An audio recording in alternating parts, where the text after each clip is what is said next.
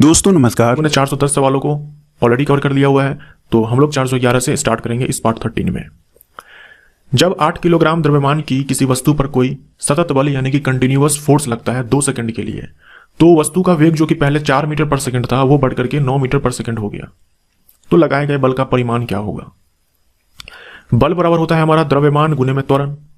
द्रव्यमान तो हमें मालूम है 8 kg, त्वरण नहीं पता है, तो त्वरण बराबर आप ये फॉर्मूला जानते होंगे, v माइनस यू और बटे में t, वेग में परिवर्तन और बटे में समय।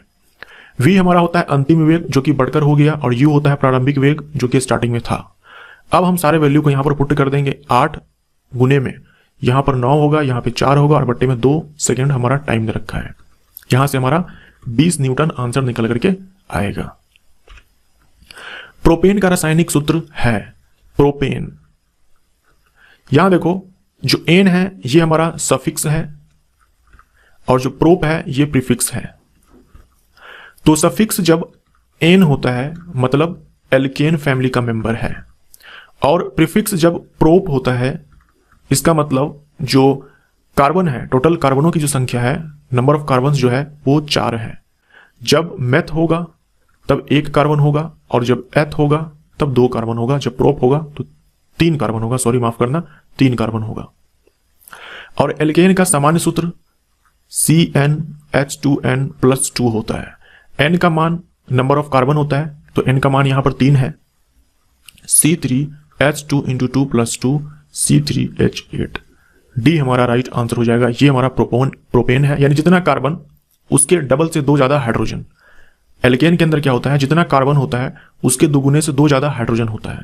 तो जैसे प्रोपेन बोला यानी कि नंबर ऑफ कार्बन 3, तो 3 दूना 6 और प्लस में 2 8। गैस की मात्रा व्युत्क्रम अनुपाती होती है। गैस की मात्रा, यहां मात्रा का मतलब आपको समझना है वॉल्यूम, और व्युत्क्रम अनुपाती बोले तो inversely proportional. Inversely proportional.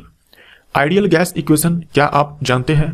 PV = nRT। P होता है प्रेशर, दाब, V होता है वॉल्यूम, आयतन, N होता है नंबर ऑफ मोल, R होता है गैस कांस्टेंट और T होता है टेम्परेचर। यहां देखो R जो है यह गैस कांस्टेंट जिसका वैल्यू 8.31 जूल पर मोल पर केल्विन होता है। यह वैल्यू आप ध्यान में रखिएगा, यह आपके एग्जाम में पूछा जा सकता है। यह गैस नियतांक, गैस कांस्टेंट। अब यहां देखिए 3 नियम होते हैं, गैस के 3 नियम होते हैं। पहला हमारा होता है बॉयल्स लॉ, बॉयल्स लॉ। दूसरा हमारा होता है चार्ल्स लॉ, चार्ल्स लॉ। और तीसरा होता है गे-लुसैक्स लॉ। ये तीनों नियम आपको याद होने चाहिए, और ये इसी इक्वेशन से आता है। बॉयल्स लॉ हमें बताएगा ये जो दाब है और ये जो आयतन है इसके बीच में संबंध, जो कि यहां पर क्या होगा, उल्टा होगा। ये उल्टा तब होगा जब हमारा टेम्परेचर क्या हो, यहां पर कांस्टेंट होगा, अदरवाइज क्या होगा, टेम्परेचर भी वेरिएबल हो जाएगा, तो फिर ये रिलेशन नहीं निकल करके आएगा।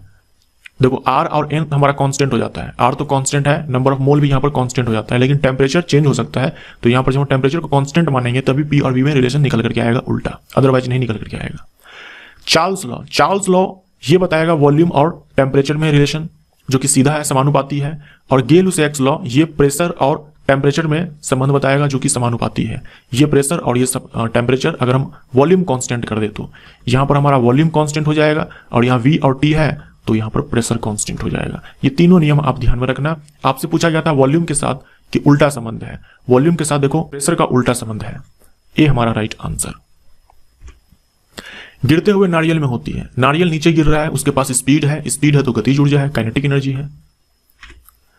डैश अल्ट्रासाउंड उत्पन्न करके खेल खेलते हैं। अल्ट्रासाउंड बोले तो वो साउंड जिसकी फ्रीक्वेंसी, जिसकी आवृत्ति कितने, यानी कि 20 किलोहर्ट्ज से ज्यादा हो, उस साउंड को हम लोग बोलते हैं अल्ट्रासाउंड।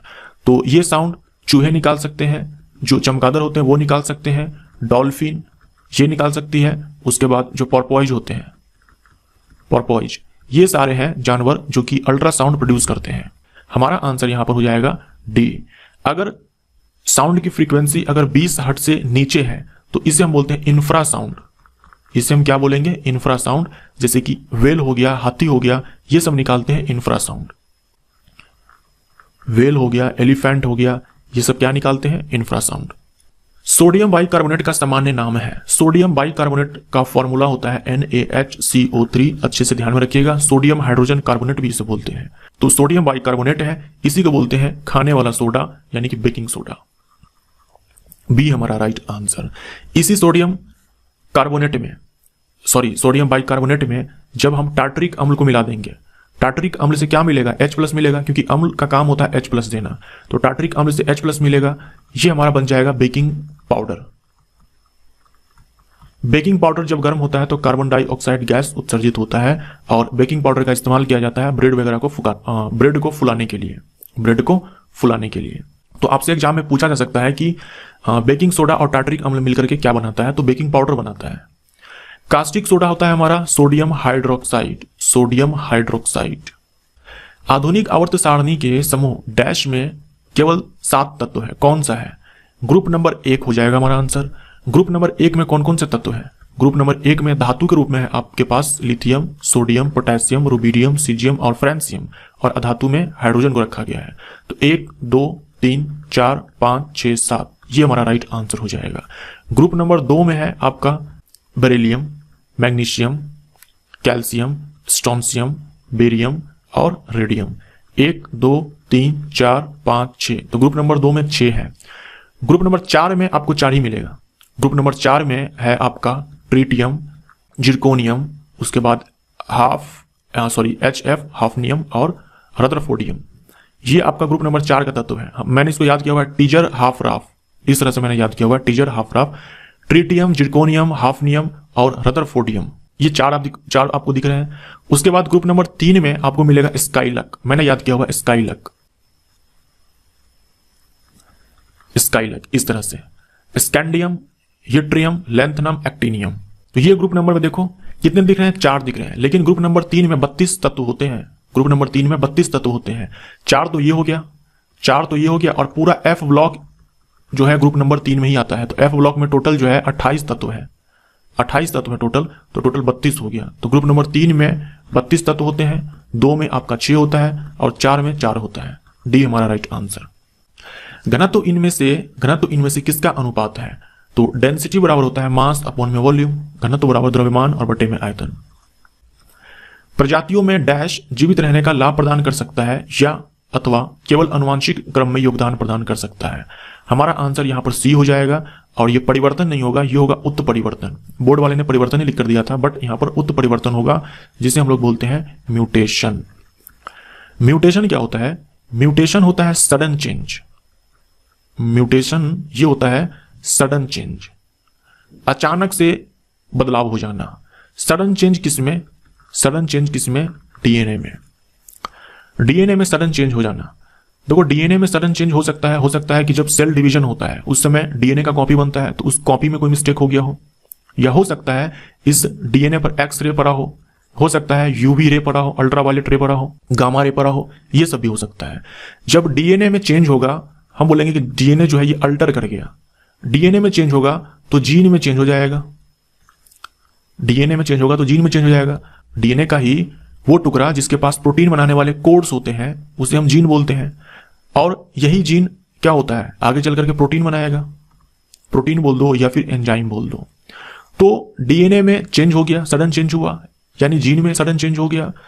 जीन में सडन चेंज हुआ तो प्रोटीन भी अलग तरह का प्रोटीन बनने लग जाएगा, यानी पहले जो नॉर्मल प्रोटीन बना करता था वो अब एबनॉर्मल हो जाएगा, असामान्य प्रोटीन हो जाएगा। अब जब प्रोटीन ही अलग बनने लग गया तो उसके बॉडी में एक अलग तरह का कैरेक्टर बनेगा, जिसके अंदर भी म्यूटेशन होगा, उसके बॉडी में नए कैरेक्टर्स देखने को मिल सकते हैं। तो ये जो नए कैरेक्टर्स होंगे, या फिर ऐसे समझो ये जो प्रोटीन्स होंगे या फिर ये जो एंजाइम्स होंगे, एंजाइम्स प्रोटीन्स ही होते हैं, तो हो सकता है वो जो कैरेक्टर हो वो यूजफुल हो सकता है वो हार्मफुल हो, दोनों में से कुछ भी हो सकता है। तो मान लो यूजफुल कैरेक्टर है तो यहीं से क्या होगा, इवोल्यूशन होगा, नए कैरेक्टर्स आ जाएंगे, और जब नए कैरेक्टर्स आएंगे तो एक जनरेशन से दूसरे जनरेशन में ट्रांसफर भी हो जाएगा। जैसे मान लो कोई ऐसा स्थान था वहां पर एक ही जाति के बहुत सारे लोग थे, A B C D E F G H, कुछ भी मान लो आप, बहुत सारे लोग थे। इनमें से क्या हुआ, एक म्यूटेट कर गया, एक के अंदर सडन चेंज आ गया, म्यूटेट कर गया, वो अब म्यूटेट हो चुका है, इसके अंदर नया कैरेक्टर आ चुका है। अब ऐसा हो सकता है कि वहां का जो टेम्परेचर है या फिर वहां का जो भी वातावरण है वो कुछ ऐसा हो गया कि इन सब के लिए एक खतरा भरा वो वातावरण है, तो हो सकता है कि वो सारे जो है ये मर जाए और ये बच जाए। हो सकता है ऐसा कि बच जाए, क्योंकि इनका बॉडी जो है म्यूटेट कर चुका है, तो यहाँ पर तो इसके लिए यूजफुल हो गया। फिर ये अपना जनसंख्या आगे बढ़ाएगा, तो इसके अंदर जो जीन हुआ है, जो नया जीन बना है म्यूटेट करके, वो जीन अगले जनरेशन में ट्रांसफर हो जाएगा। तो ये हार्मफुल भी हो सकता है और यूजफुल भी हो सकता है। कुछ नया कैरेक्टर्स फायदेमंद भी हो सकता है और कुछ नया कैरेक्टर खराब भी हो सकता है बॉडी के लिए। लेकिन ये तो है कि अगर म्यूटेशन होगा तो इवोल्यूशन होगा, क्योंकि नए कैरेक्टर्स आएंगे जो फिर आगे जनरेशन टू जनरेशन ट्रांसफर होंगे। अब एक लड़का है 4 किलोग्राम का स्कूल बैग लेकर के खड़ा है, वो भी 30 सेकंड तक। उसने कितना कार्य किया? आपने बैग उठा करके रखा हुआ है आपने 30 सेकंड तक, आपने कितना कार्य किया? कुछ भी नहीं किया। आपने बैग तो उठा लिया, लेकिन आपने उसको डिस्प्लेस कहां किया? विस्थापन कहां किया? विस्थापन शून्य, डिस्प्लेसमेंट शून्य, तो वर्क भी शून्य। किसी रॉकेट का प्रक्षेपण न्यूटन के किस नियम पर आधारित है? रॉकेट को जब लॉन्च किया जाता है तो आप देखते होंगे कि यहां से बहुत सारी क्या है, गैसेज निकलती है। तो जो इंजन होता है इस गैस पर नीचे की ओर फोर्स लगाता है, तो ये गैस इस इंजन पर ऊपर की ओर फोर्स लगाता है। यानी एक हो गया क्रिया बल जो कि इंजन इस गैस पे लगाया, तो गैस ने इस इंजन पे लगाया, ऊपर की ओर प्रतिक्रिया बल विपरीत दिशा में। यहां पर देखो दोनों बल लग रहे हैं। यानी अगर ये F1 है, ये F2 है, तो F1 is equal to F2 हो जाएगा, बट यहां निगेटिव साइन आएगा क्योंकि उल्टा डायरेक्शन हो चुका है। यह गति का तृतीय नियम है। किसी गोलाकार दर्पण की फोकस दूरी डैश होती है, तो F is equal to R/2 आप जानते हैं गोलाकार दर्पण में होता है फोकस दूरी, ये बराबर होता है किसके? वक्रता त्रिज्या बट्टे में 2 के। तो इसकी वक्रता त्रिज्या की दुगुनी नहीं आधी। सी हमारा राइट आंसर। 12 ग्राम की गोली दागी जाती है। गोली बैरल से बाहर निकलने में 0.06 सेकंड लगते हैं तथा उसकी गति 600 मीटर पर सेकंड है। बंदूक द्वारा गोली पर आरोपित बल कितनी होगी? तो ये रहा बंदूक और यहां से गोली को दागी गई। गोली का द्रव्यमान दे रखा है 12 ग्राम है और इसको बंदूक से बाहर निकलने में समय लगा कितना? 0.06 सेकंड। पूछा यह है बंदूक द्वारा गोली पर आरोपित बल कितनी होगी। देखो इस बंदूक ने इस बुलेट पर मान लो इधर के डायरेक्शन में एक F1 फोर्स लगाया, तो यहां पर क्या होता है? न्यूटन की गति का तीसरा नियम यहां पे काम करता है। बंदूक भी पीछे की ओर झटका खाता है। मतलब F1 और बराबर F2 होता है। जैसे अभी आपने पिछले सवाल में देखा, ये दोनों बराबर होते हैं लेकिन डायरेक्शन में क्या होते हैं? उल्टा होते हैं। हमें क्या बोला है? हमें बोला है कि F1 कितना होगा, यानी बंदूक ने कितना बल लगाया गोली के ऊपर। ये हमारा फोर्स हो गया गन के द्वारा और ये F2 हो गया हमारा बुलेट के द्वारा। ये गन के द्वारा और ये बुलेट के द्वारा। तो देखो हमें गन का चाहिए, तो हमें यहां पर गन का मास चाहिए,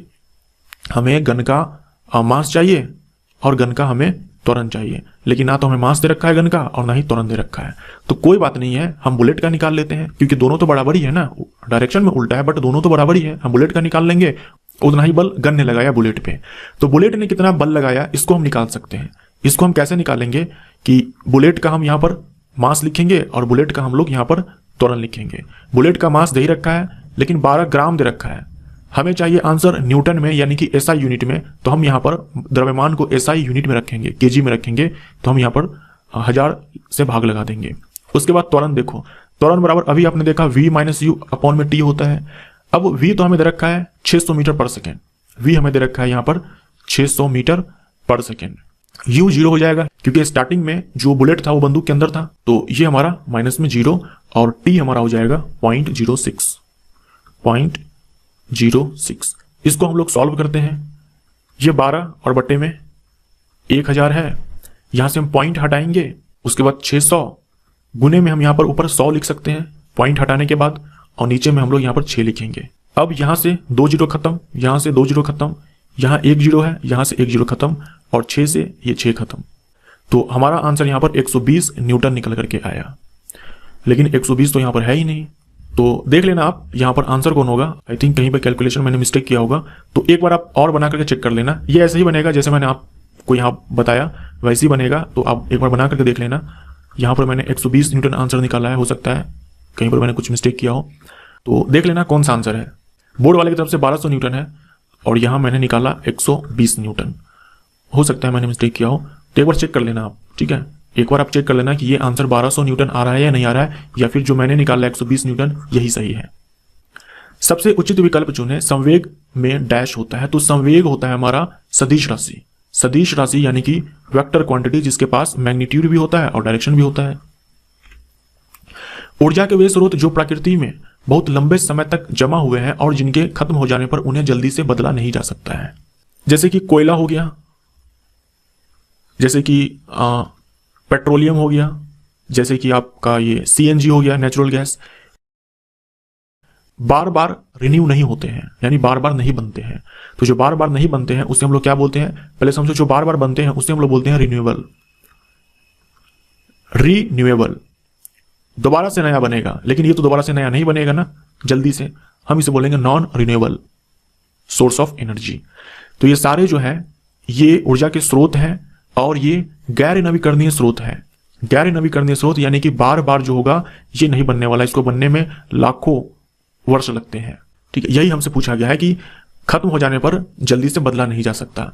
वहीं जो आपका सोलर एनर्जी है या फिर जो हाइड्रो एनर्जी है या फिर जो विंड एनर्जी है, पवन ऊर्जा, ये सब जो है ये सब आपका हो गया renewable energy, renewable source of energy, यानी ऊर्जा के ये सब नवीकरणीय स्रोत है।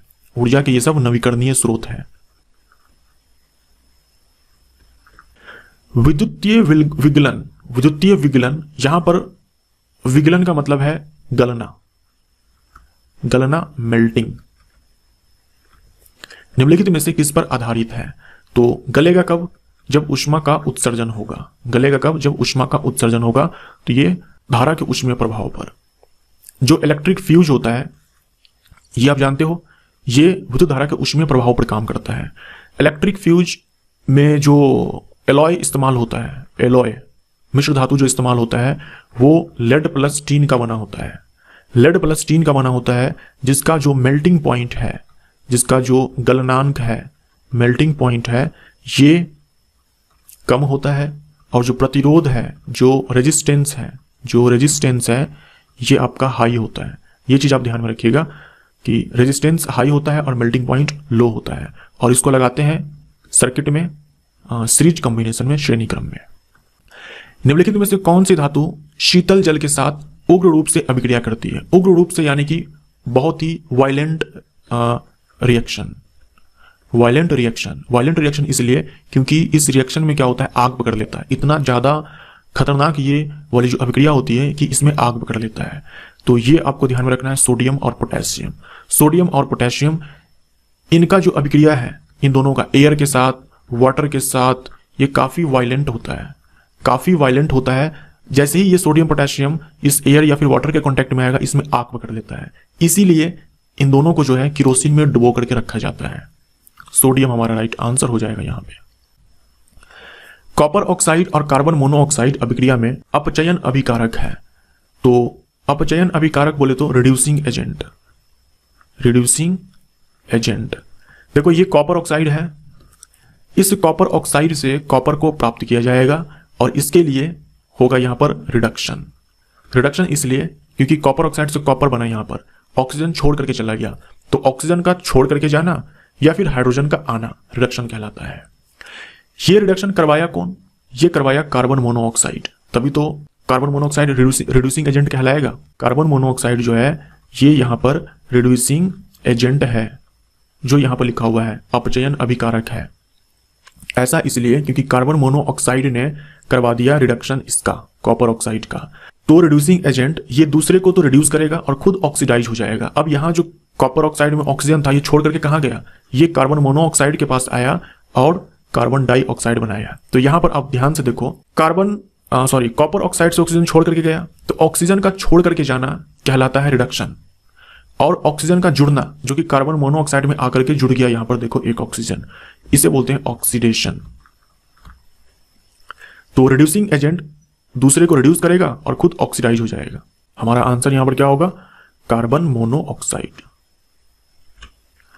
गतिज ऊर्जा को व्यक्त किया जाता है तो काइनेटिक एनर्जी बराबर होता है हाफ mv², m द्रव्यमान, v speed, half mv²। Dash 4 काष्ठीय हृदय युक्त गर्म रक्त वाले प्राणी है, यानी इनके हार्ट में 4 चैम्बर होना चाहिए, साथ में गर्म खून वाले भी होने चाहिए। तो जो मैमल्स होते हैं जो मैमल्स होते हैं, जो बर्ड्स होते हैं, इनके हार्ट में 4 चैम्बर्स होते हैं और ये वार्म ब्लडेड एनिमल्स भी हैं। यहां देख लो विकल्प में स्तनधारी है, यही हमारा राइट आंसर हो जाएगा। बाकी ये जो रेप्टाइल है, ये जो फिश है, ये जो एम्फीबियन है, ये सब कोल्ड ब्लडेड एनिमल्स होते हैं, ठंडे खून वाले होते हैं। संगमरमर चिप्स पर तनु हाइड्रोक्लोरिक एसिड की क्रिया होती है। संगमरमर चिप्स बोले तो कैल्शियम कार्बोनेट। कैल्शियम कार्बोनेट, एक चीज आप याद रखना, धातु के जो कार्बोनेट होते हैं, जैसे यहाँ कैल्शियम कार्बोनेट है ना, तो कैल्शियम धातु है, धातु के जो कार्बोनेट होते हैं या फिर जो बाई कार्बोनेट होते हैं, जो बाई कार्बोनेट होते हैं, जब ये अभिक्रिया करते हैं एसिड के साथ तो पता है क्या बनता है, यहां पर बनेगा मेटल सॉल्ट, साथ में कार्बन डाइऑक्साइड गैस यहां पर उत्सर्जित होती है और बनेगा वाटर। कार्बन डाइऑक्साइड गैस यहां पर उत्सर्जित होती है। तो यहां पर देख लो कैल्शियम कार्बोनेट हाइड्रोक्लोरिक के साथ बनाकर calcium chloride, water and carbon dioxide, ये हमारा राइट आंसर हो जाएगा। कार्बन डाइऑक्साइड आप जानते हो ना ही ये जलता है ना ही जलने में ये सहायक है। कार्बन डाइऑक्साइड का इस्तेमाल किया जाता है, कार्बन डाइऑक्साइड का इस्तेमाल किया जाता है आग को बुझाने के लिए। निम्नलिखित वर्गों में से किस वर्ग के प्राणी गर्म रक्त वाले होते हैं? तो अभी मैंने आपसे कहा एक तो मैमल और दूसरा बर्ड। यहां पर हमारा आंसर पक्षी हो जाएगा। उभयचर ये ठंडे खून वाले होते हैं, सरीसृप ठंडे खून वाले होते हैं। मीन यानी कि पाइसेस बोले तो फिशेज, मछलियां, ये भी ठंडे खून वाले होते हैं। आधुनिक आवर्त सारणी में परमाणु संख्या 58 से 71 वाले तत्व को कहा जाता है। जो हमारा आधुनिक आवर्त सारणी है उसमें जो एफ ब्लॉक है उसमें एक लेंथेनाइड सीरीज है और एक एक्टेनाइड सीरीज है। लेंथेनाइड सीरीज के अंदर परमाणु संख्या 58 से लेकर के 71 तक के तत्व आते हैं। एक्टेनाइड सीरीज के अंदर परमाणु संख्या 90 से लेकर के 103 तक के तत्व आते हैं। जो 58 है ये है सीरियम। जो 71 परमाणु संख्या वाले तत्व है, 71 परमाणु संख्या वाला जो तत्व है वो है ल्यूटेरियम। जो 90 है परमाणु संख्या वाला तत्व है वो है थोरियम। और जो 103 है इसमें है लॉरेंसियम। ये हो गया लॉरेंसियम। बाकी अक्रिय गैस ग्रुप नंबर 18 और हेलोजन ग्रुप नंबर 17। हमारा आंसर यहां पर क्या हो जाएगा, लेंथेनाइड। लेंथेनाइड सीरीज है, इसमें भी 14 टोटल एलिमेंट्स है और एक्टेनाइड में भी 14 है, यानी टोटल एफ ब्लॉक में 28 तत्व है और ये सारे 28 जो है ग्रुप नंबर 3 में आते हैं। यदि किसी तत्व के नाभिक में 12 प्रोटॉन है तो यह समूह से संबंधित होता है। देखो प्रोटॉन की जो संख्या होती है वही एटॉमिक नंबर कहलाता है। एटॉमिक नंबर कहलाता है, यानी एटॉमिक नंबर 12 है। अगर एटॉमिक नंबर 12 है तो इसका जो इलेक्ट्रॉनिक विन्यास होगा ये 282 होगा। 12 तो मैग्नीशियम का होता है ना, ये बात आप जानते होंगे, नहीं जानते हैं तो याद रखिए। बाह्य शेल में 2 इलेक्ट्रॉन है, इसी को हम लोग बोलते हैं वैलेंस इलेक्ट्रॉन। इसी को हम क्या बोलेंगे, वैलेंस इलेक्ट्रॉन, जो कि संख्या में 2 है। तो अगर वैलेंस इलेक्ट्रॉन 2 है तो वो समूह 2 होगा, समूह 2 होगा। भ्रूण एक विशेष तंतु की सहायता से मां के रक्त से पोषण प्रदान करता है, पोषण प्राप्त करता है। इस तंतु को कहा जाता है।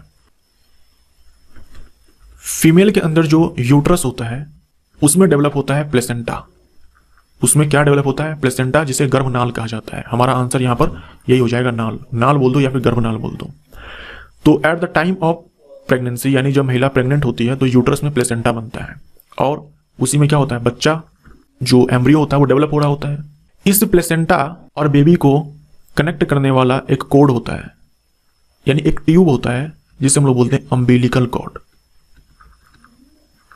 अम्बिलिकल कॉर्ड, इसे सप्लाई लाइन भी कहा जाता है बेबी के लिए, बच्चे के लिए सप्लाई लाइन। मां के ब्लड में ऑक्सीजन है, इस बच्चे को ऑक्सीजन चाहिए ना, तो मां के ब्लड में ऑक्सीजन है तो ये ऑक्सीजन जो है पहले प्लेसेंटा में आएगा, फिर प्लेसेंटा से इस अम्बिलिकल कॉर्ड के थ्रू इस बच्चे में जाएगा। सिर्फ इतना ही नहीं, बच्चे में भी, बच्चे के बॉडी के में जो सेल्स हैं उनमें भी कार्बन डाइऑक्साइड बन रहे हैं, उनमें भी जो वेस्ट होते हैं प्रोडक्ट वो सब बन रहे हैं। तो वो फिर इस बच्चे से अम्बिलिकल कॉर्ड के थ्रू इस प्लेसेंटा में आएगा, फिर प्लेसेंटा से मां के ब्लड में जाएगा। यानी जो भी खाना पीना, ऑक्सीजन, ये सब बच्चे को चाहिए, ये मां के ब्लड से, प्लेसेंटा से होते हुए, अम्बिलिकल कॉर्ड से होते हुए बेबी के अंदर जाएगा और वेस्ट प्रोडक्ट इसी रास्ते से बाहर भी आएगा, मां के ब्लड में जाएगा। जब सोडियम बाइकार्बोनेट को पीएच पेपर की पट्टी पर रखा जाता है तो पट्टी का रंग, तो पीएच पेपर है, इस पर रखा गया सोडियम बाइकार्बोनेट को, NaHCO3। सोडियम बाइकार्बोनेट ये क्षारीय होता है। लेकिन सोडियम बाइकार्बोनेट यहाँ पर सॉलिड है, नहीं दे रखा है कि ये जलीय घोल है, सोडियम बाइकार्बोनेट का ये जलीय घोल है, ऐसा कुछ नहीं बताया गया यहाँ पर, यानी कि ये ठोस है, सॉलिड है। अगर ये सॉलिड है तो ये H+ नहीं देगा, क्योंकि जो क्षार होता है H+ बोल दो या फिर OH- बोल दो, ये सब नहीं देने वाला है, क्योंकि अम्ल या फिर क्षार वो जलीय घोल में H+ और OH- देते हैं। तो जब तक ये H+ नहीं देगा पीएच पेपर का रंग चेंज नहीं होगा, पीएच पेपर का रंग चेंज नहीं होगा। अगर ये जलीय घोल होता तब ये पीएच पेपर ब्लू में कन्वर्ट हो जाता है, रेड से ब्लू में कन्वर्ट हो जाता है। बट यहाँ पर सॉलिड है तो यहाँ पर कोई परिवर्तन नहीं होगा, रंग में कोई परिवर्तन नहीं होगा। संपीड़नों का निर्माण उस स्थान पर होता है जहां वायु दाब, जो ध्वनि तरंग होती है, जो साउंड वेव होती है, वो चलती है संपीड़न और विदलन के रूप में। संपीड़न बोले तो कंप्रेशन और विदलन बोले तो रेयर फैक्शन। यहां संपीड़न लिखा हुआ है यानी कि कंप्रेशन। कंप्रेशन यानी कि संपीड़न, ये वो स्थान होता है जहां पर माध्यम के जो कण होते हैं, मीडियम के जो पार्टिकल्स होते हैं, काफी पास होते हैं, काफी पास होते हैं। तो हम बोलते हैं यहां पर डेंसिटी ये भी हाई है और प्रेशर ये भी हाई है, यानी उच्च घनत्व उच्च दाब। जो रेयर फैक्शन वाला स्थान होता है यानी जो विदलन वाला स्थान होता है, यहां पर पार्टिकल जो होते हैं वो काफी दूर होते हैं, पार्टिकल्स काफी दूर होते हैं। तो हम बोलते हैं यहां पर डेंसिटी भी लो है और जो प्रेशर है वो भी लो है, यानी कि निम्न घनत्व निम्न दाब। हमसे कंप्रेशन वाले स्थान पर पूछा था तो दाब यहां पर उच्च हो जाएगा। असंतृप्त कार्बनिक यौगिक होना चाहिए, या फिर असंतृप्त यहां पर आपको हाइड्रोकार्बन भी दिया जा सकता है। अत्यधिक काले धुएं के साथ डैश ज्वाला प्रदान करते हुए ऑक्सीजन में जलते हैं। देखो असंतृप्त का मतलब होता है अनसैचुरेटेड यानी कि असंतृप्त। तो अनसैचुरेटेड हो गया जैसे कि कार्बन के बीच में जो डबल बॉन्ड है वो वाले यौगिक, या फिर कार्बन के बीच जो ट्रिपल बॉन्ड है ये वाले यौगिक, यानी एल्कीन और एल्काइन, इसे हम बोलते हैं अनसैचुरेटेड हाइड्रोकार्बन। एक होता है सैचुरेटेड हाइड्रोकार्बन, जैसे कि कार्बन के बीच में जो सिंगल बॉन्ड होता है यानी कि एल्केन। जब ये जलता है ऑक्सीजन के प्रेजेंस में, यानी जब इसका कंबशन होता है, कंबशन बोले तो दहन होता है इसका, जब इसका दहन होता है तो ये दहन कंप्लीट होता है। तो यहां पर कंप्लीट कंबशन होता है, जिसके कारण जो फ्लेम होता है वो ब्लू होता है, यानी कि ब्लू फ्लेम यहां पर होगा। लॉ जो होगा वो नीला होगा, लॉ क्या होगा, नीला होगा। लेकिन जो अनसैचुरेटेड होता है, जब इसका कंबशन करवाया जाता है तो ये इनकम्प्लीट होता है, अपूर्ण दहन होता है। दहन पूरी तरह से नहीं होता है, अच्छे से नहीं होता है, अपूर्ण दहन होता है, जिसके कारण जो फ्लेम होता है वो येलो होता है। क्या होगा, येलो फ्लेम होगा। और इतना ही नहीं, येलो फ्लेम के साथ स्मोक भी यहां पर निकलने वाली है, वो भी ब्लैक स्मोक जो कि यहां पर लिखा हुआ है काले धुएं के साथ। तो ये चीज आप ध्यान में रखिएगा अनसैचुरेटेड के केस में और सैचुरेटेड के केस में। अनसैचुरेटेड के केस में yellow flame with black smoke, और संतृप्त के केस में ब्लू फ्लेम एकदम क्लीन जलेगा ब्लू फ्लेम के साथ। हमारा आंसर यहां पर पीली। पाचन के दौरान पित्त की भूमिका डैश होती है। पित्त बोले तो बाइल हो गया, बनाएगा कौन इस पित्त को, लीवर हो गया। और स्टोर्ड कहां होगा, गॉल ब्लैडर में स्टोर्ड होगा, पित्ताशय में यानी कि गॉल ब्लैडर में।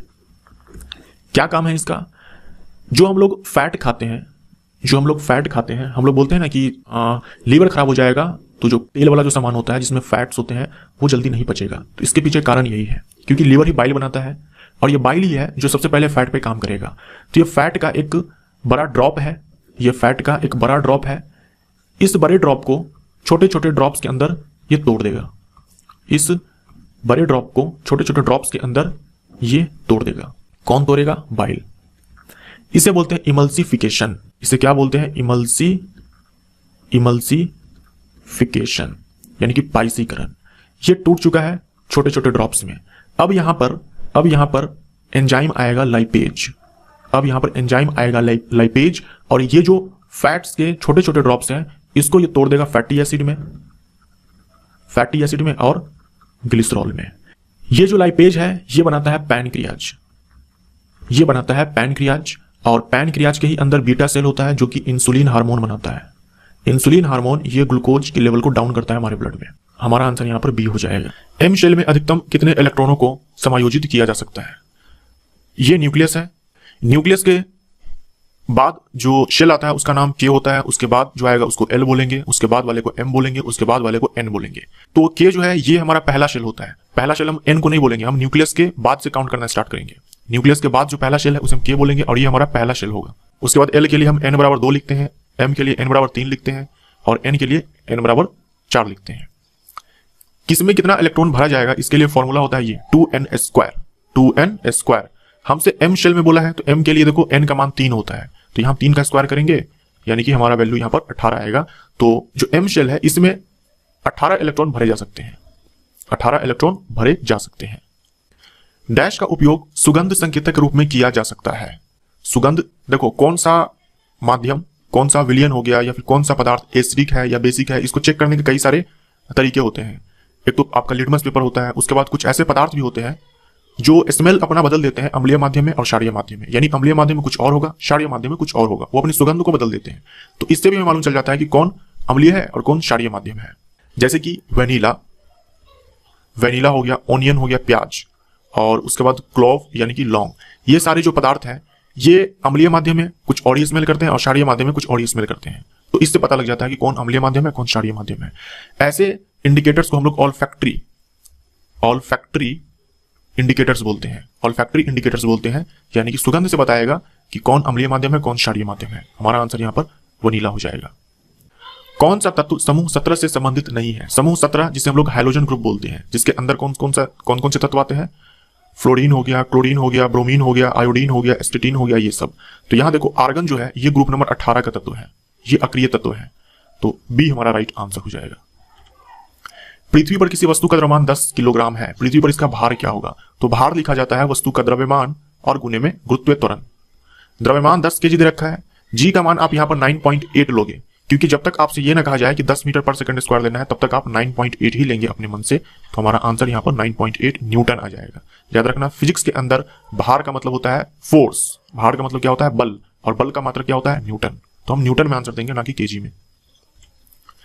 डैश सूर्य द्वारा उत्सर्जित हानिकारक विकिरण है। तो सूर्य से आप जानते हो जो अल्ट्रावायलेट रेडिएशन होती है वो निकलती है, तो पराबैंगनी विकिरण हो जाएगा।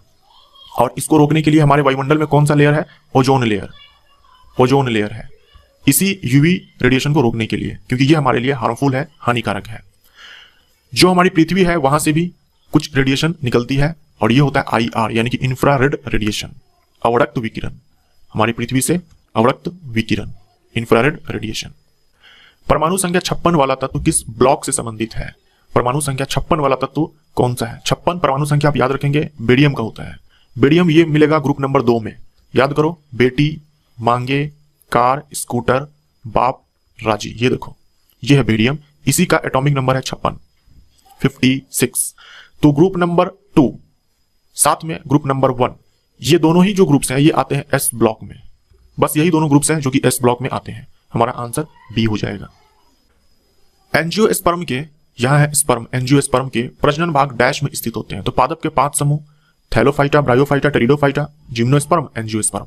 इन पांचों में केवल एंजियोस्पर्म है जो कि पुष्पी पादप होते हैं, यानी एंजियोस्पर्म के अंदर पुष्पी पादप पाए जाते हैं, फ्लावरिंग प्लांट होते हैं, फूल देने वाले पादप होते हैं। इनके अलावा जो भी 4 समूह हैं उनमें जो पादप होते हैं वो फूल नहीं देते हैं।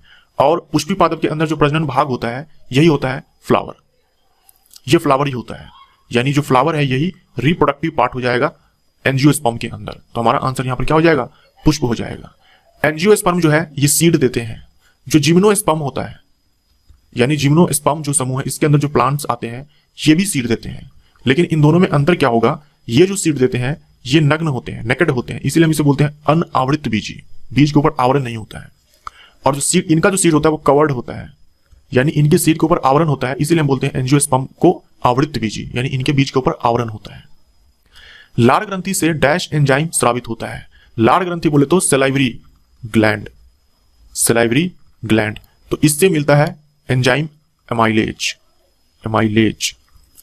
तो लार ग्रंथि यानी कि सलाइवरी ग्लैंड जो कि हमारे बकल कैविटी में, मुख गुहा में है, यहां से कौन सा एंजाइम मिलेगा? एमाइलेज मिलेगा। ये जो ट्रिप्सिन देख रहे हो, ये जो लाइपेज देख रहे हो, ये दोनों मिलेगा पैनक्रियाज से। ये दोनों कहां से मिलेगा? पैनक्रियाज से। जो पेप्सिन है ये जो गैस्ट्रिक ग्लैंड्स होते हैं, जो हमारी अमाशय की दीवार होती है उनमें जो ग्रंथियां होती है, अमाशय की दीवार में जो ग्रंथियां होती है उनसे ये पेप्सिन एंजाइम सिक्रेट होता है, और एमाइलेज हो गया आपके सलाइवरी ग्लैंड से। पैनक्रियाज जो होते हैं ना, पैनक्रियाज, यहां से भी एमाइलेज बनेगा, यहां से भी एमाइलेज एंजाइम सिक्रेट होता है, लेकिन यहां पर नाम अलग अलग हो जाएगा। हम बोलेंगे इस वाले एंजाइम को कि ये सलाइवरी एमाइलेज है, और इस वाले एंजाइम को पैनक्रियाटिक एमाइलेज है, अग्नाशय का एमाइलेज है। तो हमारा आंसर यहां पर क्या हो जाएगा, डी हो जाएगा, क्योंकि सलाइवरी ग्लैंड से तो एमाइलेज जो एंजाइम होता है वही सिक्रेट होता है। मैग्नीशियम कार्बोनेट के 21 ग्राम में मैग्नीशियम के अणु डैश होंगे। ये सवाल हर स्टूडेंट के लिए इग्नोर कर दिया गया है बोर्ड की तरफ से, क्योंकि आंसर जो है ये गलत है। फिर भी हम लोग इस सवाल को बनाते हैं और इसका आंसर निकालते हैं। इससे आप निकालना सीखोगे कि इस तरह के सवाल कैसे बनेंगे। अणु पूछा है हमसे मैग्नीशियम कार्बोनेट, पहले तो हम यहाँ पर फॉर्मूला लिखेंगे। आप मुझे बताओ ये क्या है, क्या ये मॉलिक्यूल है या फिर ये एटम है? तो ये सिंपल सी बात है, दिख रहा है, ये क्या है, मॉलिक्यूल है, यानी कि अणु है। क्या आप इसका मास बता सकते हो, द्रव्यमान? इसका द्रव्यमान हम लोग निकालते हैं यहाँ पर। मैग्नीशियम का जो परमाणु द्रव्यमान होता है वो होता है 24, और क्योंकि एक ही मैग्नीशियम है तो ये हो जाएगा 24। उसके बाद कार्बन, कार्बन का एटॉमिक नंबर परमाणु संख्या 6 होता है और इसका द्रव्यमान होता है 12। कार्बन भी एक ही है तो ये 12 हो गया। ऑक्सीजन का परमाणु संख्या 8 होता है और परमाणु द्रव्यमान होता है 16, 16 हो जाएगा, और संख्या में 3 है तो ये 48 हो जाएगा। ऐड करते हैं, 8 2 10 4 14, उसके बाद 2 3 4 और 1 5, सॉरी 8, ये 4 है, 8 हो जाएगा, यानी 84। तो हमारा द्रव्यमान निकल करके आ गया यहाँ पर 84, 84। अब मैं आपसे ये पूछूं कि ये 84 क्या है, मतलब ये जो द्रव्यमान निकला ये किसका निकला? ये जो द्रव्यमान निकला ये एक मॉलिक्यूल का निकला, याद रखना, एक मॉलिक्यूल का, एटम का नहीं, क्योंकि ये क्या है, पूरा मैग्नीशियम कार्बोनेट ये एक अणु है ना, मॉलिक्यूल है ना, तो ये मॉलिक्यूलर वेट हो जाएगा हमारा। यूनिट क्या होगा, आप यहाँ पर एमयू बोल सकते हो या फिर यूनिफाइड मास, जिसको हम लोग यू से डिनोट करते हैं, ये भी लिख सकते हो। नहीं लिखोगे तो भी हमारा मतलब वही होता है कि ये यूनिफाइड मास है, यानी एक मॉलिक्यूल का मास है। अब जब इस 84 को जब आप 84 ग्राम लिखोगे, जब इसको 84 ग्राम लिखोगे तब ये एक मॉलिक्यूल का मास नहीं होगा, तब ये पूरा हो जाएगा आपका 6.022 इंटू 10⁻23। इतने मॉलिक्यूल्स के ये मास हो जाएगा, इतने अणु के ये द्रव्यमान होगा। ग्राम में इतने मॉलिक्यूल्स हैं, 84 ग्राम में इतने मॉलिक्यूल्स हैं। आपसे तो पूछा गया है 21 ग्राम में, आपसे क्या पूछा है, 21 ग्राम में, तो आप निकाल लेंगे 6.022 इंटू 10⁻23। पहले हम इस 84 से भाग लगाएंगे, ये 1 ग्राम का मास आया, और उसके बाद 21 से हम मल्टीप्लाई करेंगे तो 21 ग्राम का आएगा। ये कैंसिल आउट हो जाएगा 4 टाइम्स, ये 4 टाइम्स कैंसिल आउट हो जाएगा, और उसके बाद हम 4 से इसको डिवाइड करेंगे तो ये 1.5 इंटू में 10⁻23 इतना आएगा। तो जो हमारा इसका आंसर होता है ये होता है, इतने मॉलिक्यूल्स आएंगे 21 ग्राम में, इतने मॉलिक्यूल्स आएंगे, अणु आएंगे 21 ग्राम में, जो कि यहाँ देखो आंसर में नहीं दिया हुआ है।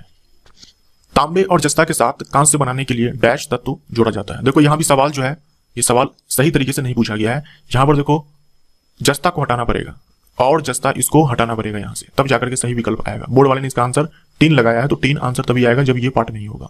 सवाल ये होना चाहिए तांबे के साथ कांस्य बनाने के लिए, कांस्य बोले तो ब्रॉन्ज, ब्रॉन्ज बनाने के लिए तांबे के साथ क्या जोड़ा जाएगा, तो ब्रॉन्ज ये मिश्र धातु होता है कॉपर और टीन का, कॉपर और टीन का। और पीतल होता है ब्रास, ब्रास यानी कि पीतल, ये होता है कॉपर और जिंक का। तो हमारा आंसर यहाँ पर बी हो जाएगा, आपको ये वाला पार्ट हटाना होगा। सांद्र नाइट्रिक अम्ल और सांद्र हाइड्रोक्लोरिक अम्ल, यानी कि कंसंट्रेटेड नाइट्रिक अम्ल और कंसंट्रेटेड हाइड्रोक्लोरिक अम्ल। नाइट्रिक अम्ल का फॉर्मूला आपको याद होना चाहिए HNO3, और हाइड्रोक्लोरिक अम्ल HCl। इन दोनों को हम मिलाते हैं 1:3 के रेशियो में, तब ये कहलाता है एक्वा रेजिया, एक्वा रेजिया। इसका यूज किया था सोना को पिघलाने में, सोना को पिघलाने में एक्वा रेजिया को इस्तेमाल किया जाता है। इसी को रॉयल वाटर कहा जाता है, रॉयल वाटर कहा जाता है। 1:3 हमारा आंसर होगा। सोडियम कार्बोनेट का आणविक द्रव्यमान डैश होता है। अब यहाँ सोडियम कार्बोनेट का मॉलिक्यूलर मास पूछा है, मॉलिक्यूलर मास आणविक द्रव्यमान बोला है, तो सबसे पहले सोडियम कार्बोनेट का फॉर्मूला आपको पता होना चाहिए, Na2CO3। देखो सोडियम कार्बोनेट का फॉर्मूला आप ये Na2CO3.10H2 ये पूरा ध्यान में रखो, लेकिन जब भी मॉलिक्यूलर मास बोले निकालने को तो आप केवल ये वाला पार्ट लेंगे। ये हो गया हाइड्रेटेड फॉर्म पूरा का पूरा, और केवल हम ये वाला पार्ट लेंगे एनहाइड्रस फॉर्म। यहाँ आप देखो ये एक मॉलिक्यूल है, एक मॉलिक्यूल का जो मास होता है वही मॉलिक्यूलर मास होता है। इसमें कौन कौन से एटम्स है ये बताओ आप। इसमें है आपका सोडियम, इसमें है कार्बन और इसमें है ऑक्सीजन। ये 3 एटम्स है। कुल कितने हो गए, 3 4 4 2 6, टोटल 6 एटम्स मिलकर के कार्बन सोडियम कार्बोनेट का एक मॉलिक्यूल का निर्माण होता है। अब यहां हम लिखते हैं मास। सोडियम का मास होता है, सोडियम का परमाणु संख्या 11 होता है, इसका मास 23 होता है, 23 होता है, और संख्या में एक ही है तो 23 हो जाएगा यहाँ पे। कार्बन का अभी आपने देखा 12 होता है, और संख्या में सोडियम 2 है यहाँ पर, तो यहाँ पर 46 हो जाएगा, कार्बन एक ही है यहाँ पर, तो ये 12 हो जाएगा। ऑक्सीजन का 16 होता है मास, लेकिन संख्या में 3 है, तो यहाँ पर 48 हो जाएगा। तो ये 6, 8 2 10, 16, 4 4 8 9 और 1 10, 106। तो 106 हमारा राइट आंसर हो जाएगा। इस तरह से आप मॉलिक्यूलर मास निकालेंगे। निम्नलिखित में सही कथन का चयन करना है। स्कैंडियम सबसे हल्की धातु है, ये तो गलत है। सबसे हल्की धातु लिथियम है।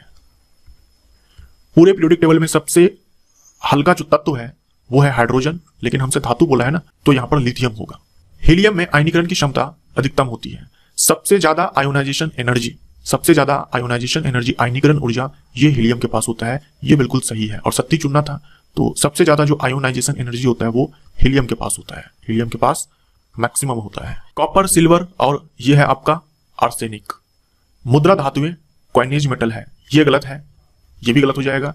देखो कॉपर, सिल्वर और गोल्ड, क्यों आगे आऊं, मैंने इस प्रकार से याद किया हुआ है, क्यों आगे आऊं। कॉपर, सिल्वर, गोल्ड, इसे कहा जाता है कॉइनेज मेटल। कॉइनेज मेटल कहा जाता है, कॉइनेज मेटल्स, क्योंकि इनका इस्तेमाल सिक्का बनाने में, मुद्रा बनाने में किया जाता है, कॉइन बनाने में किया जाता है। उसके बाद है ये सारे तत्व तरल तत्व है। तो हमारे पीरियोडिक टेबल में रूम टेम्परेचर पर एकमात्र धातु है जो कि लिक्विड में है, वो है मरकरी, और एकमात्र अधातु है जो कि तरल है, वो है ब्रोमीन। तो बी हमारा यहां पर आंसर होगा। पौधे में फ्लोएम, पौधे में जो फ्लोएम टिश्यू है इसका क्या काम होता है? फूड को ट्रांसपोर्ट करना, ये हमारा राइट आंसर हो जाएगा। और वाटर को ट्रांसपोर्ट करना, ये जाइलम का काम होता है। डैश प्रकृति में विद्युत धनात्मक होती है। जो धातुएं होती है वो इलेक्ट्रो पॉजिटिव होती है, इलेक्ट्रो पॉजिटिव होती है। जो अधातुएं हैं ये इलेक्ट्रोनेगेटिव होती है, इलेक्ट्रोनेगेटिव होती है। धातुएं इलेक्ट्रो पॉजिटिव इसलिए होती है क्योंकि इनके पास क्षमता होता है इलेक्ट्रॉन त्यागने का। तो जो भी जिससे भी इलेक्ट्रॉन छोड़ करके जाता है उस पर क्या आता है? पॉजिटिव चार्ज आता है। धातु इलेक्ट्रॉन छोड़ करके भागेगा, उसके ऊपर प्लस चार्ज आएगा, इसीलिए इलेक्ट्रो पॉजिटिव है। अधातुओं के पास क्षमता होती है इलेक्ट्रॉन को ग्रहण करने की, एक्सेप्ट करने की, तो इसके ऊपर नेगेटिव चार्ज आएगा, ये इलेक्ट्रॉन नेगेटिव होता है। हमारे आधुनिक आवर्त सारणी में 7 उपधातुएं हैं। 7 उपधातुएं यानी कि 7 मेटलॉइड्स हैं, 7 मेटलॉइड्स हैं। इसी को सेमी मेटल कहा जाता है, इसी को सेमी मेटल कहा जाता है, जो कि यहां पे लिखा हुआ है अर्धधातुएं। ये 7 मेटलॉइड्स कौन कौन से हैं? बोरोन है, सिलिकॉन है, आर्सेनिक है, एंटीमनी है, जर्मेनियम है, टेल्यूडियम है, पोलोनियम है। 1 2 3 4 5 6 7, सातों के नाम आपको याद होने चाहिए। आधुनिक आवर्त सारणी में जिग जैग रेखाएं डैश को अलग करती है। जिग जैग रेखाएं जो इस प्रकार से आधुनिक आवर्त सारणी में आप देखेंगे पीरियोडिक टेबल को तो पता लगेगा। अगर पूछ दे कि जिग जैग रेखा पर कौन है, ठीक है, एक तो यहां की अलग करती है, और पूछ दे कि जिग जैग रेखा पर कौन है, तो आपका आंसर होगा उपधातु। आपका आंसर क्या होगा? उपधातु, जो अभी आपने देखे हैं 7 मेटलॉइड्स है जिग जैग लाइन पे, ऑन जिग जैग लाइन। लेकिन यहां पूछा है कि अलग करती है, तो जिग जैग लाइन के एक तरफ आपका होता है मेटल यानी कि सारे मेटल्स, और दूसरी तरफ नॉन मेटल्स यानी कि अधातुएं। तो ये अलग करती है अधातुओं से धातुओं को। ये हमारा राइट आंसर। डैश सूर्य के वायुमंडल में सबसे प्रचुर मात्रा में पाया जाने वाला तत्व है। सूर्य के वायुमंडल में बोल दे या फिर पूरे यूनिवर्स में बोल दे, सूर्य के वायुमंडल में बोल दे या फिर बोल दे कि पूरे यूनिवर्स में, पूरे ब्रह्मांड में सबसे ज्यादा मिलेगा हाइड्रोजन, सबसे ज्यादा मिलेगा हाइड्रोजन, और दूसरे नंबर पर हीलियम। तो ये पहले नंबर पर कौन है और दूसरे नंबर पर कौन है, दोनों आपको ध्यान में रखने हैं, क्योंकि दूसरे नंबर पर भी पूछे जाते हैं। पृथ्वी के भूपर्पटी में अगर कभी पूछ दे, पृथ्वी के भूपर्पटी में बोले तो अर्थ के क्रस्ट में, अर्थ के क्रस्ट में अगर बोल दे तो सबसे ज्यादा मिलेगा पहला नंबर पर जो तत्व वो है ऑक्सीजन, दूसरा नंबर पर मिलेगा सिलिकॉन, और तीसरा नंबर पर मिलेगा एल्यूमिनियम। एल्यूमिनियम तो सबसे ज्यादा ऑक्सीजन जो कि अधातु है, उसके बाद दूसरे नंबर पर सिलिकॉन है जो कि क्या है, उपधातु है या फिर बोल दो अर्धधातु है, उसके बाद एल्यूमिनियम जो कि धातु है, और उसके बाद आयरन आएगा। धातु में सबसे ज्यादा पाया जाता है एल्यूमिनियम, क्योंकि सिलिकॉन तो उपधातु है। हमारा आंसर यहां पर क्या हो जाएगा, हाइड्रोजन। द्रव्यमान और त्वरण क्या होता है? द्रव्यमान गुने में त्वरण, मास इनटू में एक्सेलरेशन, ये क्या होता है, बल होता है। बल हमारा राइट आंसर हो जाएगा। उत्प्रेरक पदार्थ है, उत्प्रेरक बोले तो कैटालिस्ट, उत्प्रेरक बोले तो कैटालिस्ट। तो कैटालिस्ट रिएक्शन को फास्ट करता है, कैटालिस्ट ये रिएक्शन को क्या करेगा, फास्ट करेगा। रिएक्शन याद रखना, रिएक्शन में जो प्रोडक्ट बनते हैं, जो उत्पाद बनता है, उस उत्पाद में ये कैटालिस्ट नहीं होगा। इस कैटालिस्ट का काम बस इतना होगा कि जाओ और रेट को बढ़ा दो, रिएक्शन को फास्ट कर दो, रिएक्शन फास्ट कर दो, रिएक्शन खत्म हो जाएगा और बाहर निकल जाओ।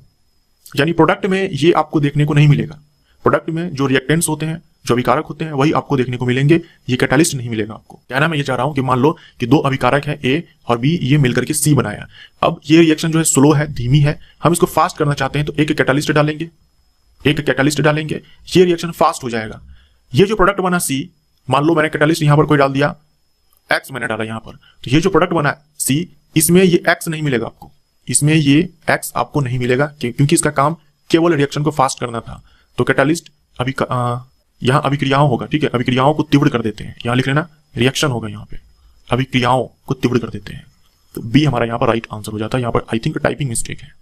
गले में डैश के छल्ले मौजूद होते हैं, छल्ले बोले तो रिंग्स, छल्ले बोले तो रिंग्स, ये हो जाएगा उपास्थि, उपास्थि बोले तो कार्टिलेज, उपास्थि बोले तो कार्टिलेज। यहां देखो एरियोलर लिखा हुआ है और ये होता है स्नायु यानी कि लिगामेंट, ये होता है लिगामेंट। ऐसी एक होता है टेंडन, टेंडन को बोलते हैं कंडरा, हिंदी में बोलते हैं कंडरा। तो ये जो कार्टिलेज है, ये जो एरियोलर है, ये जो लिगामेंट है या फिर ये जो टेंडन है, सारे के सारे क्या है, कनेक्टिव टिश्यू है, सारे के सारे क्या है, संयोजी उत्तक है।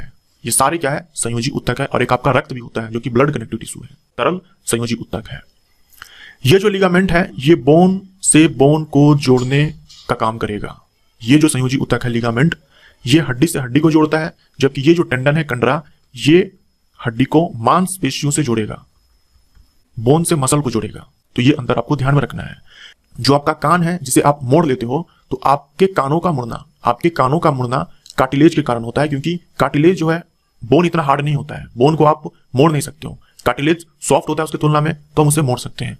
तो जो आपका कान है बाहर वाला पिन्ना जो है उसको आप मोड़ पाते हो क्योंकि वो कार्टिलेज का बना होता है। तो ये भी एग्जाम में पूछा जाता है कि हम अपने कान को मोड़ पाते हैं क्यों, क्योंकि वो कार्टिलेज का बना होता है। दाब की एसआई मात्रक है न्यूटन पर मीटर स्क्वायर, इसी को पास्कल बोलते हैं। तो ये हमारा आंसर हो जाएगा। बल का एसआई मात्रक न्यूटन होता है। 1 न्यूटन बराबर होता है 10 पे पावर 5 डाइन्स के। 1 न्यूटन बराबर होता है 10 पे पावर 5 डाइन्स के। ये जो डाइन लिखा हुआ है ये है सीजीएस यूनिट, सीजीएस यूनिट, बल का सीजीएस यूनिट डाइन होता है। और जूल आप जानते हो कार्य का, ऊर्जा का एसआई मात्रक है। धातु में एक मुक्त इलेक्ट्रॉन के पथ का आकार होता है। तो कोई मेटल है, इसमें जो फ्री इलेक्ट्रॉन है तो ये जिग जैग पाथ पर चलता है, जिग जैग पाथ पर चलता है। लेकिन यहां पर जिग जैग तो नहीं लिखा हुआ है, वक्र हम टिक मार देंगे, वक्र हम लोग क्या करेंगे, यहां पर टिक मार देंगे। वक्र बोले तो कर्व्ड। तो इस तरह का सवाल अगर पूछे, जिग जैग मिल जाए तो आप उसको टिक मार देना, अदरवाइज आप वक्र को टिक मार सकते हो। डैश उत्तक मृत कोशिकाओं के संयोजन से बना होता है। डैश उत्तक मृत कोशिकाओं के संयोजन से बना होता है। तो स्क्लेरेनकाइमा, ऑलरेडी मैं बता चुका हूं आपको, स्क्लेरेनकाइमा। बाकी इसमें से पैरेनकाइमा, एरेनकाइमा, कोलेनकाइमा, इनमें से कोई भी पूछ दे, लिविंग सेल से ये सब बने होते हैं। निष्क्रिय विलयन का पीएच मान होता है, एक बार फिर से, निष्क्रिय मतलब यहां पर आपको क्या लेना है, उदासीन यानी कि न्यूट्रल, न्यूट्रल। तो न्यूट्रल जो सोल्यूशन होता है उसका पीएच 7 होता है। अगर जो सोल्यूशन है अगर वो एसिडिक हुआ तो पीएच का मान 7 से कम होगा। अगर वो एसिडिक यानी कि अम्लीय, अगर वो बेसिक हुआ, क्षारीय हुआ तो पीएच मान 7 से ज्यादा होगा। और अगर न्यूट्रल हुआ तो 7 होगा। द्रव्यमान यानी कि मास, वेग यानी कि वेलोसिटी, इसका प्रोडक्ट क्या होता है, गुणनफल क्या होता है, ये क्या होता है, संवेग। बी हमारा राइट आंसर। संवेग सदिश राशि है यानी कि वेक्टर क्वांटिटी है। जो बल होता है ये भी सदिश राशि है, वेक्टर क्वांटिटी है। दाब ये अदिश राशि होता है, स्केलर क्वांटिटी है। जीवाश्मों के अध्ययन को क्या कहा जाता है, देखो लिखा हुआ है जीवाश्म विज्ञान, तो ये तो आप टिक मार दोगे, लेकिन जीवाश्म विज्ञान के साथ आप याद रखेंगे पैलियोंटोलॉजी। पैलियोंटोलॉजी ये होता है study of fossils, study of fossils, या फिर बोल दो जीवाश्मों के अध्ययन को हम लोग पैलियोंटोलॉजी बोलते हैं। तो ये नाम आपको ध्यान में रखना है क्योंकि ये तो आपको दिख ही जाएगा, आप टिक भी मार दोगे। ये अगर रहेगा तो आपको याद होना चाहिए कि पैलियोंटोलॉजी भी बोलते हैं जीवाश्म विज्ञान को अंग्रेजी में। डैश परमाणु का आकार सबसे कम होता है। पूरे पीरियोडिक टेबल में सबसे छोटा जो तत्व है वो है हाइड्रोजन, सबसे छोटा जो तत्व है हाइड्रोजन, और सबसे बड़ा होता है फ्रांसियम, सबसे बड़ा होता है फ्रांसियम जो कि ग्रुप नंबर 1 का तत्व है, लेकिन फ्रांसियम रेडियोधर्मी तत्व है। हो सकता है आपके एग्जाम में फ्रांसियम के स्थान पर सीजियम दे दे, ग्रुप नंबर 1 का ये भी तत्व है, सीजियम दे दे। तो सबसे बड़ा होगा फ्रांसियम, अगर फ्रांसियम ना दिखे, सीजियम दिख जाए तो आप इसको टिक मार सकते हो। सबसे छोटा होता है हाइड्रोजन, लेकिन यहां पर हाइड्रोजन नहीं है, हीलियम है, तो हम हीलियम को टिक मारेंगे। जो हमारा आवर्त 1 है, जो पहला आवर्त है उसमें 2 तत्व है, ग्रुप नंबर 1 में हाइड्रोजन और ग्रुप नंबर 18 में हीलियम। हीलियम का साइज बड़ा होता है हाइड्रोजन से। हाइड्रोजन आपका हो गया स्मॉलेस्ट इन साइज और फ्रांसियम हो गया लार्जेस्ट इन साइज। तो फ्रांसियम दिखे तो ठीक है, अदरवाइज आप सीजियम को टिक मार सकते हो। डैश में ध्वनि की गति सबसे तेज होती है। ध्वनि की गति सबसे तेज होती है सॉलिड में, बोले तो ठोस में, उसके बाद उससे कम होती है लिक्विड में यानी कि द्रव में, और सबसे कम होती है गैस में, और वैक्यूम में जो ध्वनि है वो गति नहीं करती है। हमारा आंसर यहाँ पर स्टील हो जाएगा, हमारा आंसर स्टील हो जाएगा। वायु में जो ध्वनि की स्पीड होती है, वायु में साउंड की स्पीड कितनी होती है? 331 मीटर पर सेकेंड, याद रखिएगा 0 डिग्री सेल्सियस पर, और 344 मीटर पर सेकेंड ये होता है 22 डिग्री सेल्सियस पर। देखो मैंने टेम्परेचर बढ़ाया, स्पीड ध्वनि की बढ़ गई। तो याद रखिएगा कि जो स्पीड है ये बढ़ती है साउंड की माध्यम का टेम्परेचर बढ़ने से, तापमान बढ़ने से साउंड की गति, ध्वनि की गति बढ़ती है। नाइट्रोजन के 0.6 अणु का द्रव्यमान है। यह सवाल देखो गलत पूछा गया है, बोर्ड ने इसका आंसर ए लगाया हुआ है, लेकिन यह सवाल ही गलत है। यह सवाल ही गलत इसलिए है क्योंकि यहां पर अणु नहीं होगा, यहां पे मोल होगा, तब जाकर के यह आंसर आएगा, तब जाकर के यह आंसर आएगा। और वो भी देखो तब आएगा जब यहां पर इसको लिखना पड़ता, नाइट्रोजन अणु के 0.6 मोल का द्रव्यमान है। नाइट्रोजन अणु, जब नाइट्रोजन बोलेगा तो केवल हम N लेंगे, जब अणु बोलेगा तो हम लोग N2 लेंगे। तो चलिए हम लोग इस सवाल को बनाते हैं। यहां पर मैंने लिख दिया अणु और यहां पर लिख दिया मैंने मोल। ये हमारा नाइट्रोजन का एक अणु, एक मॉलिक्यूल, और इसका जो मास होगा, जो मॉलिक्यूलर मास होगा वो कितना हो जाएगा? नाइट्रोजन का जो द्रव्यमान होता है ये होता है 14, क्योंकि यहां पर 2 है, तो टोटल 28 हो जाएगा, टोटल 28 हो जाएगा। ये 28 हो गया, ये मॉलिक्यूलर मास है। इसी 28 को हम 28 ग्राम लिख देंगे, तो ये किसका मास हो जाएगा? ये किसका मास हो जाएगा? 1 मोल का मास हो जाएगा, यानी कि 6.022 इंटू 10⁻23 मॉलिक्यूल्स, ये इसका मास हो जाएगा। और इसी को हम बोलते हैं 1 मोल।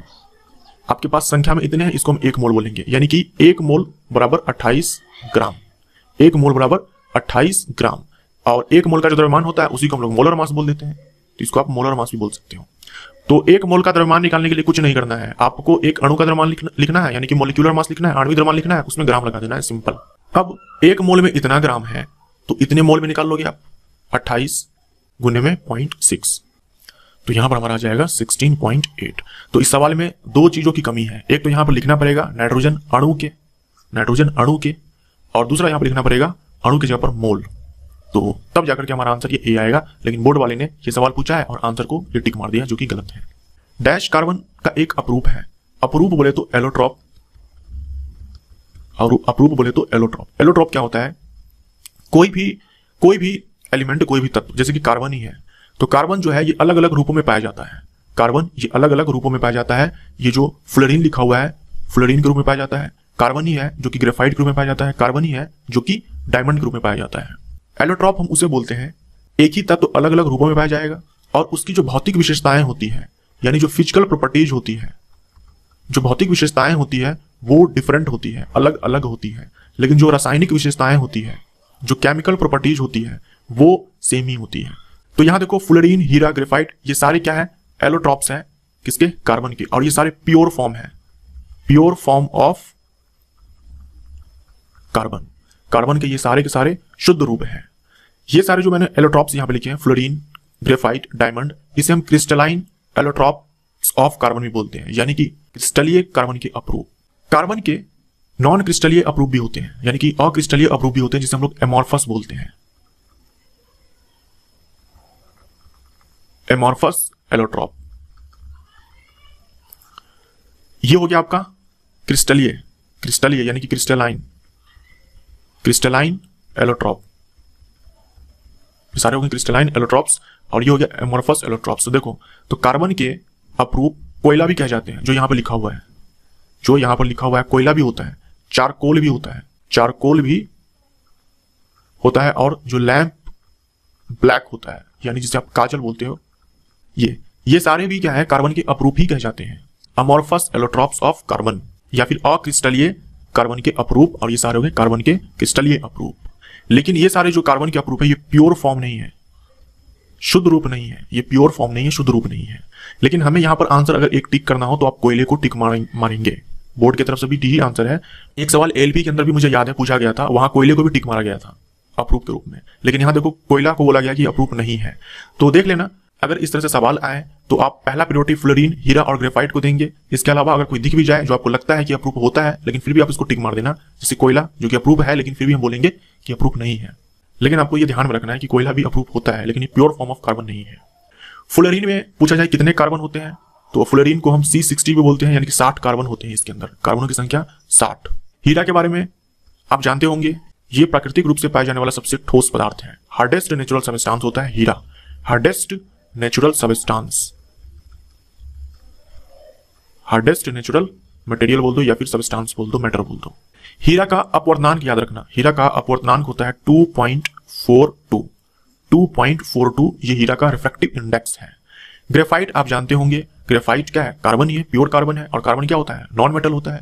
तो ग्रेफाइट जो है ये नॉन मेटल है, ग्रेफाइट क्या है, ये नॉन मेटल है, अधातु ही है, लेकिन फिर भी ग्रेफाइट के थ्रू इलेक्ट्रिक करंट पास होता है। यानी ग्रेफाइट एक ऐसा बोल सकते हो कि अधातु है जो विद्युत का सुचालक है। ग्रेफाइट जो है ये विद्युत का सुचालक है, यानी कि ये कंडक्टर है, चालक है, इलेक्ट्रिक कंडक्टर है। ये समाप्त होता है। Thank you so much.